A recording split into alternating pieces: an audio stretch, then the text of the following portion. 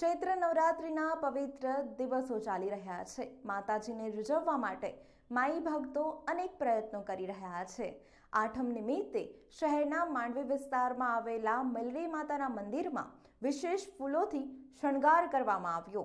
વડોદરા શહેરના માંડવી વિસ્તારમાં આવેલ મલડી માતાના મંદિરે આજે આઠમ નિમિત્તે મલડી માતાને વિશેષ ફૂલોથી શણગાર કરવામાં આવ્યો હતો। સાથે જ ચૈત્ર સુદ આઠમ નિમિત્તે હવનનું આયોજન કરવામાં આવ્યું હતું।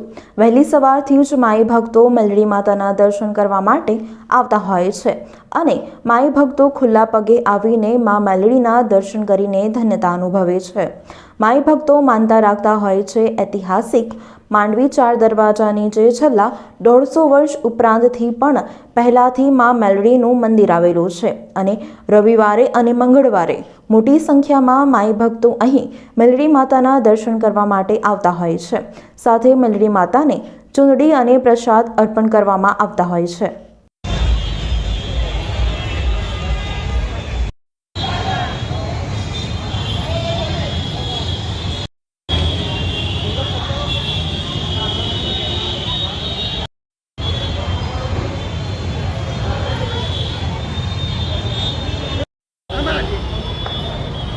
આજે વડોદરા શહેરમાં મલડી માતાનું મંદિર આવેલું છે 4 દરવાજા વચ્ચે માંડવી શહેરમાં ને આજે આઠમનો દિવસ છે। મંગળવાર બહુ મહત્ત્વનો દિવસ ગણવામાં આવે છે। ચૈતરની આઠમ કહેવામાં આવે છે ને આજે હવન છે ને માતાજીના રૂપમાં શણગાર કરવામાં આવેલો છે।